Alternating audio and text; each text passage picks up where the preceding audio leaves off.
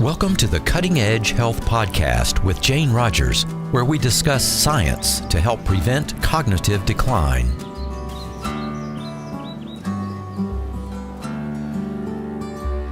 So why don't we have a cure yet for Alzheimer's? We've been studying it long enough. Clinical trials have been tragically disappointing, and the feds are funding research to the tune of $3 billion a year. Yet we're coming up empty-handed. Why? At the University of Pittsburgh Medical School, there's a lab researching the causes of Alzheimer's. Dr. Karl Herrup is an investigator there. He's a professor of neurobiology and a longtime well-respected researcher widely known in the field.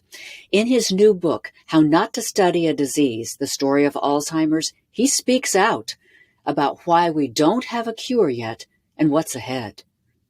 Welcome to Cutting Edge Health. We're so glad you're here, Dr. Herrup. Thank you. Pleasure to be here. You have been a researcher now of Alzheimer's for how many decades has it been? I usually don't divulge that information, but I have been working in the field since 1992 when I joined the Alzheimer's Center at Case Western Reserve University. Well, thank you for your years of service trying to find a cure. Thank you very much. I know you've worked hard. My father, when he was first diagnosed with mild cognitive impairment, I was in my 30s. And I thought, you know what? I'm not going to have to worry about this. We're going to find a cure for it long before I have to start worrying about it. Now I'm 60, had my own memory issues at the same time my father did at 54, and we are still in a position that we're looking for the answer.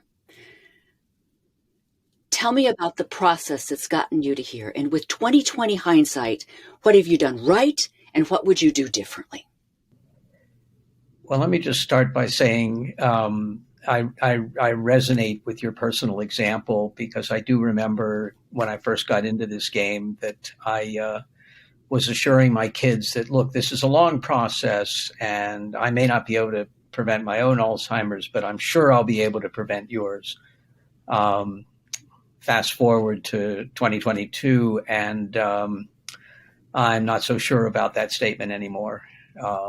So in that way, our journeys have been similar. What have I done right? What have I done wrong? I feel the right part of it has been to dive into this disease and its biology in all of its complexity, and rather to ignore the complexity to understand it as actually a signature of the disease.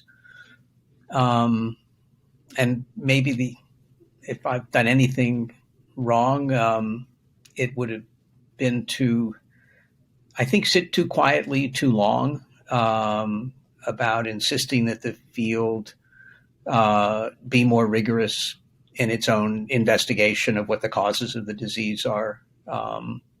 And so perhaps jostle people off a misguided path a little earlier. And when you say a misguided path, I was reading in your book that in 2002 there was a dye, that compound B, Pittsburgh compound B, that you would use in a PET scan, and it would identify amyloids in the brain.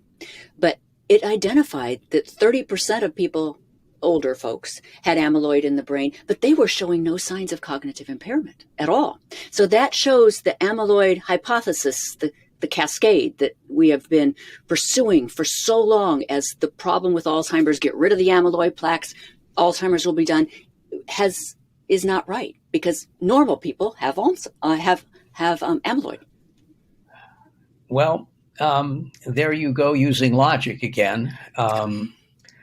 The problem I think we face is that your reaction is a perfectly natural one. In fact, it's the one that I think more than any other got me started along what I think many of my colleagues in the field consider a quixotic approach to the disease.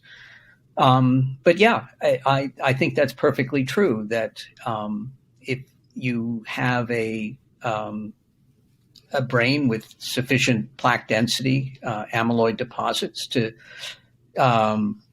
be diagnosed as Alzheimer's, but you're cognitively normal and going about your life, it's really, really hard logically to say you have a disease. And yet, what the partisans of the Alzheimer's of the amyloid hypothesis have done is they've turned that weakness into a strength and said, well, what that really means is that these people have Alzheimer's disease. They just haven't shown symptoms yet. It's really hard to make that make sense, has been my contention all along. And then we get into the weeds. But yeah, I think you're absolutely right.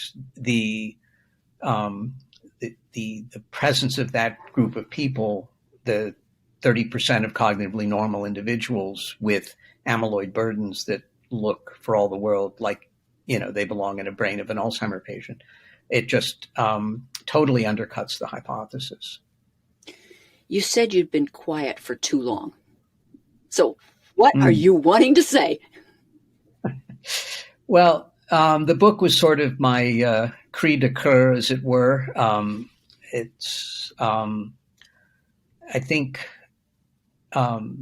what I really want to say is that, look, this is a complex problem, and we do ourselves and as researchers and the public in general a great disservice if we try and make it simple when it's not.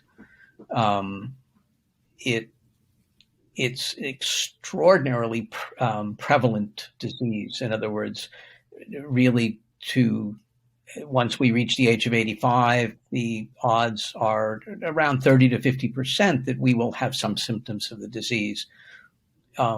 That's simply extraordinary. That's almost like saying having Alzheimer's is part of being human. So yeah, we need to do better. So tell me, one of the ways we went wrong was chasing this amyloid.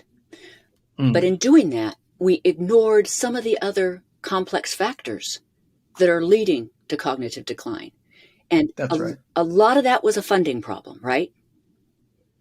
It became a funding problem, yes. As the amyloid partisans gained more and more ascendancy and power in the field, it became easier and easier for grants that didn't embrace that view of the disease to be turned down as not worthy. And the same with publication of manuscripts.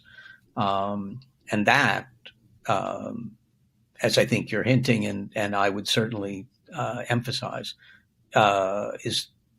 was and is a huge problem for the field. So are there, looking back still, and then we'll look forward and hopefully we'll see some light and some hope. But looking back, were there some alternatives to treatment that now you see, oh my gosh, when you're laying awake at night thinking, what could we have done differently? Are there some alternatives you really wish you would have bird dogged 15 years ago? That's an excellent question that I can't answer. And the reason I can't answer it is, as a basic scientist, I would want the underlying biology to make a recommendation to my clinical friends to please try this. And we've been so blocked in our ability to get at that basic science that I find it really difficult to offer advice to my clinical friends. I think the best advice, actually, that looking back, and I don't want to oversell it, but it's almost like, your mother was right. Eat right, exercise, do things that are generally healthy. And as far as we know, that ironically is one of the best things you can do to prevent Alzheimer's disease. So, avoiding the sugars and fats that lead to adult onset diabetes, that would be a huge benefit to prevent Alzheimer's, not prevent, but to lower the risk of Alzheimer's disease. The more we learn, the more we come to understand that what's good for your heart is good for your brain. So keeping your blood pressure under control. And this is where exercise comes in, the cardiovascular fitness. These are really simple things. And yet, as we, learn more and more, it seems to be that these simple things are the ones that are the ones with the largest effect. Mm-hmm. And I could stop there, or we could go on a rant about the pharmaceutical industry, and simple things actually don't fit their business model. Mm-hmm. But for now, I'll stop. I am assuming then the new Alzheimer's drug that was just approved by the FDA is something that I shouldn't prejudice that statement. I should just ask you, what do you think of it? Yeah, but go ahead and prejudice it because, I'm not a big fan. Well, certainly, as on a theoretical basis, as a scientist, mm-hmm. I had very little hope for the success of the strategy, which is the idea that removing amyloid from the brain was going to halt the progress of the disease. But I think quite apart from that, what is more irritating to me, and I think has caused more of the controversy in the field, is the way in which the approval process went down. It was much too much industry regulatory sort of feathering each other's nest than I think is healthy, and that the drug should never have been approved on the evidence that the FDA had before it. Mm-hmm. And I think we will live with the consequences of that bad decision for quite a while. You are one of the preeminent researchers of Alzheimer's. And I'm wondering, do you see hope? And are your colleagues reading your book? And are they listening and learning from the problems of the research in the past? Let's see. Those are two really separate questions. Are my colleagues reading my book? Yes. I've heard mostly from younger people how pleased they are that someone has finally stood up and said all this in public. From my older colleagues, I think I've had the same reaction that I talk about in the book with respect to the other non-amyloid hypotheses, which is complete silence. And I guess in retrospect, I should have expected that, but the silence has been deafening. But to get to your first question, and maybe this will even seem as a paradox, my answer is yes, I am optimistic.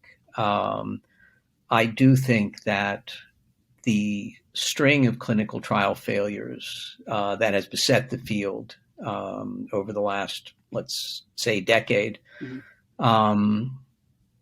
has really laid the groundwork for opening up alternatives in research. And I throw a few ideas out in the book. There are many, many more that could be undertaken. But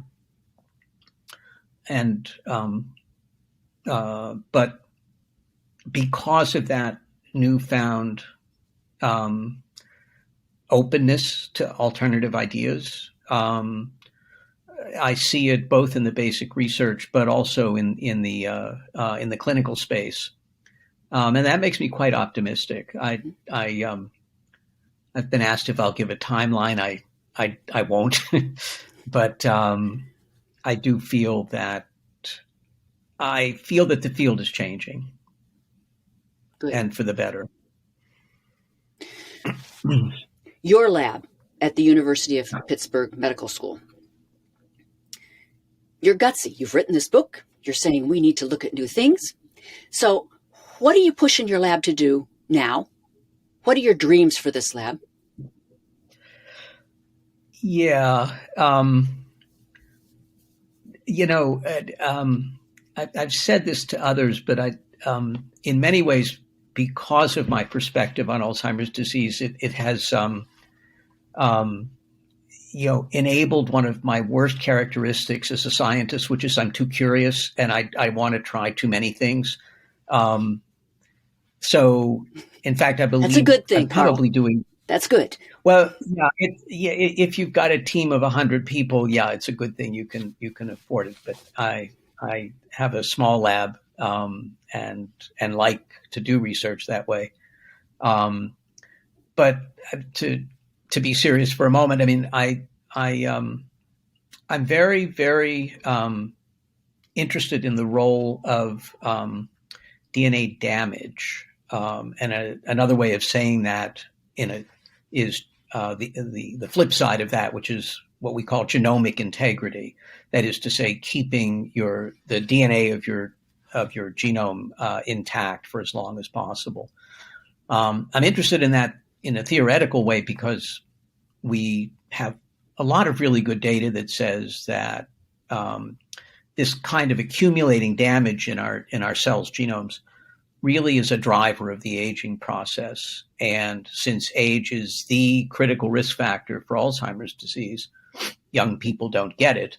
I feel like the study of that genomic integrity issue is really important, and so I'm on it.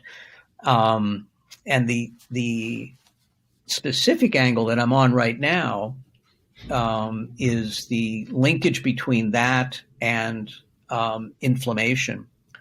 So we're working on the connection between how the natural accumulation of DNA damage with age leads to a natural accumulation of a slow simmering inflammation.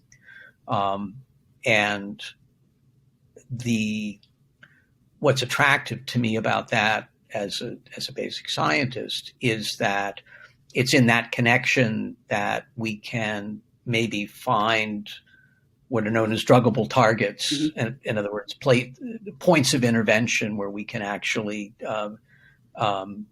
uncouple the processes from each other and maybe make a difference in Alzheimer's disease. So important. My inflammatory markers have always been 3 to 4 times what they're supposed to be. And I have tried and tried and tried to get them down. Yeah. There's some research now coming out of Japan that I found really exciting. And that is there's a vaccine that they just developed to get rid of the sentient cells and those zombie cells, they call them, that can really hurt your DNA. Is this on the right path? It is. And senescence as a cellular phenomenon is on my radar as well. I think you sort of nailed it there. It fits right into this linkage between DNA damage and inflammation. So I'm using inflammation in the broadest sense, and I think what the studies like the Japanese studies show is that one of the problems with senescence is it generates an inflammatory-like environment. It goes by the name SASP for senescence-associated secretory phenotype. The words aren't important, but what it means is that when cells senesce, they misbehave, and they begin to put substances into their environment, which means into our brains, that are bad for the healthy cells around them. So, yeah. So you're using mice in your research? Yes. Mm-hmm. In our experimental work, we use mice as our research tool. We also use cell lines when we can in culture, mm-hmm. and we almost always try and validate what we find in our experimental systems in human material. Histological work on material from human brains of individuals who've died either with Alzheimer's disease or for other causes. So you've told us what you're working on now. You've told us what your concerns are in the past. You go to a party, let's say. I'm getting this all Mm-hmm. the time from my friends since I started this podcast. I'm having memory loss. What do I do? What do I do? I'm sure you get it all the time.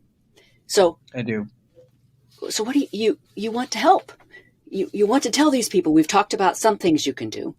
We've talked about eating well and keeping your blood sugar down and exercising. Is there anything else to lower inflammation, to fight aging, that you might say, you know what? People our age have got to consider that because research is going to help maybe our children, but it's not going to help us.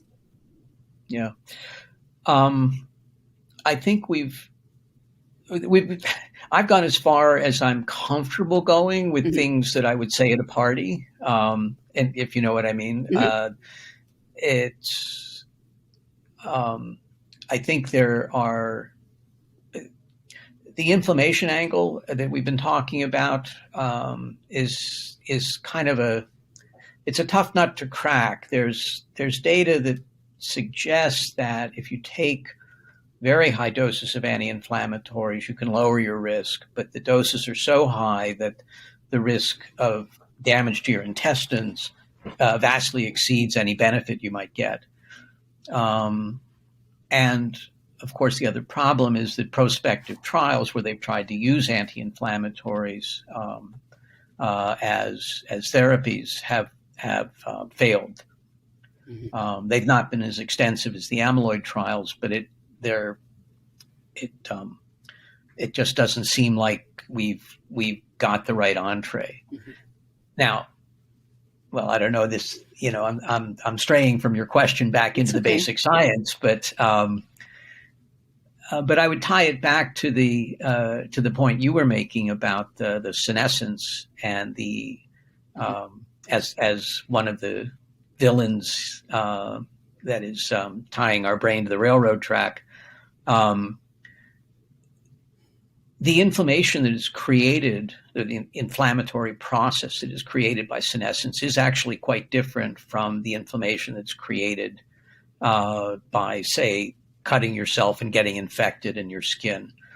So there is the hope in my mind that taking different anti-inflammatory strategies than the ones that have been used might actually end up being effective. So targeting the senescence-induced inflammation rather than sort of a typical bacterial-induced inflammation. Anti-aging. If we can prevent aging, we can prevent age-related disease. And so there have been a host of things come out in the last year to help fight aging. One of them is metformin to make sure you lower your blood sugar. And studies are showing that someone on metformin seems to have more cognitive abilities, even with diabetes, than someone not even taking, metformin and no diabetes. There's rapamycin, which supposedly helps anti-aging. Do we need to fight aging to prevent age-related diseases? The short answer is yes, but let me give a longer answer. I think the idea of fighting aging is where I want to sort of dive in a bit. I don't think it's something we can fight. I do feel like it's baked into our biological cake, but what we can do is work with it and control its most serious negative effects. And that's certainly, in essence, what we've been talking about when we talk about senescence and avoiding it. And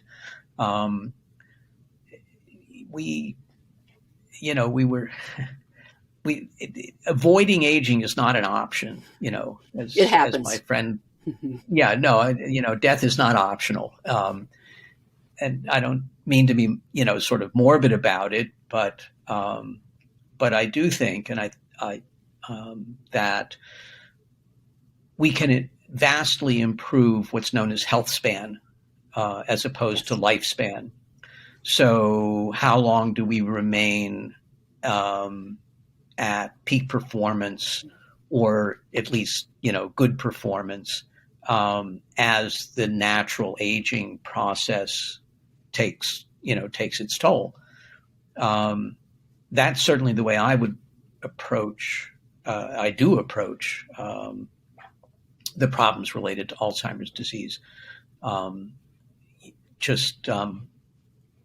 goal is to keep the brain going and put the problem of aging on the kidney doctors and the bone doctors, and let them deal with people with healthy, intact brains. That's a really good thought. Increase our health span. It's so important. We don't want those years like my mother right now in memory care. We want to extend that. Dr. Herrup, what else do you want to tell us? I know it was important for you to talk with people like me who are lay people in the field and not a scientist. Is there anything else that you haven't covered that you'd like to? Well, I guess if I'm addressing a lay audience, such as the people who I believe are listening now, I just want to start off by thanking you. As a basic researcher, I cannot tell you how grateful I am for the support that our community has received over the years as we struggle to understand what's going on with Alzheimer's disease and to untangle the complex biology that makes it a problem. So thank you for that support. And if I could ask one more thing, I'd just ask for patience. Our field is struggling right now. It's undergoing a major change in terms of our model of how the disease actually works. It's not going to turn around on a dime. This is something that will take time. I'm not talking about centuries, but I am also, we're not going to have a cure by the end of the next quarter for any of the pharmaceutical companies' annual reports. So thank you for your support and patience, please, while we keep working on this problem. Dr. Herrup, thank you for that. Heartfelt thank you. And thank you also for what you have done to help families like mine all over the world. Appreciate your time, and you have an awesome day. Thank you. Will do. You too. Thank you. You've been listening to the Cutting Edge Health Podcast, created and hosted by Jane Rogers. The website is cuttingedgehealth.com. We hope you enjoyed the show and would very much appreciate your writing a review. They help a lot, and we read each one. Any information shared on this podcast is for educational purposes only. Guest opinions are their own. This podcast is not responsible for the veracity of their statements. The comments expressed are not medical advice. Do not use any of this information without first talking to your doctor. This podcast and Jane Rogers disclaim responsibility for any adverse effects from the use of any information presented. Thank you for listening and have a beautiful day.